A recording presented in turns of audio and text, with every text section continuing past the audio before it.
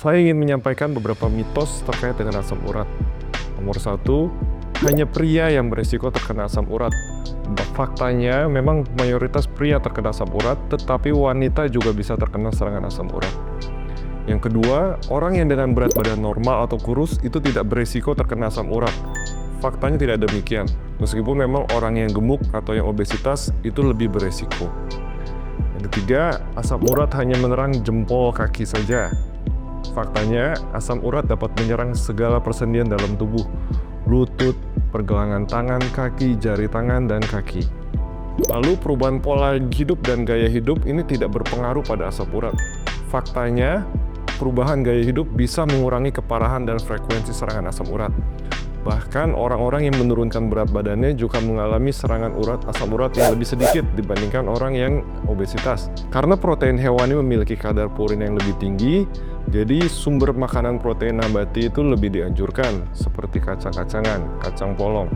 Ulasan dalam jurnal reumatologi mencatat bahwa makanan kaya protein seperti produk susu rendah lemak, kacang-kacangan, buncis, kacang polong, dan biji-bijian ada pilihan yang sehat bagi penderita asam urat. Pola makan memang berperan dalam kejadian asam urat, namun bukan satu-satunya faktor saja. Seseorang akan lebih mungkin terkena asam urat jika memiliki kadar asam urat tinggi dalam tubuh, dan kecintaan kita pada makanan dan minuman tertentu dapat meningkatkan resikonya. Namun pola makan saja tidak memicu asam urat. Sejumlah penelitian menunjukkan bahwa asam urat lebih dipengaruhi oleh genetik dan riwayat keluarga daripada pola makan. Lalu ada mitos lain, yaitu penderita asam urat tidak boleh mengkonsumsi daging. Faktanya, penderita asam urat boleh mengkonsumsi daging dan makanan tinggi purin lainnya namun dalam jumlah yang terbatas atau moderat. Mengurangi konsumsi makanan tinggi purin dapat membantu mengelola asam urat dan mengelola gejala selama serangan asam urat. Namun penderita asam urat tidak harus sepenuhnya menyingkirkan daging merah atau makanan tinggi purin lainnya. Cukup batasi asupannya. Lalu mitos lain yaitu tidak boleh mengkonsumsi sayuran hijau. Faktanya, pada dasarnya sayuran termasuk yang berwarna hijau dan buah tergolong sebagai makanan yang rendah purin. Penelitian dilakukan di British Medical Journal tahun 2017 bahkan mengatakan konsumsi sayuran hijau masih tergolong aman untuk orang dengan asam urat.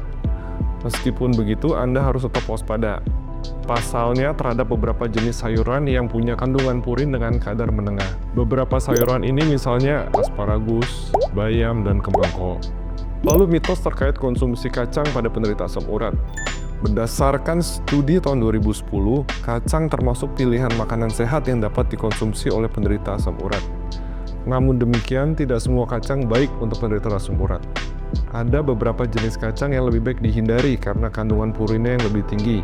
Jenis kacang yang aman untuk penderita asam urat salah satunya yaitu kenari atau walnut, almond, kacang mete atau cashew, macadamian, chestnut, hazelnut, pistachio. Jenis kacang yang sebaiknya dikurangi pada penderita asam urat yaitu kacang tanah, karena dalam 1 ons kacang tanah tergantung kadar purin yang lebih tinggi. Selain itu, kacang sebaiknya dikonsumsi sebagai camilan saja, bukan sebagai pengganti makanan utama. Jangan lupa batasi juga konsumsinya supaya tidak berlebihan, dan minum air putih yang banyak, setidaknya 8-9 gelas per hari, supaya proses pelarutan asam urat di dalam tubuh berlangsung dengan lebih baik.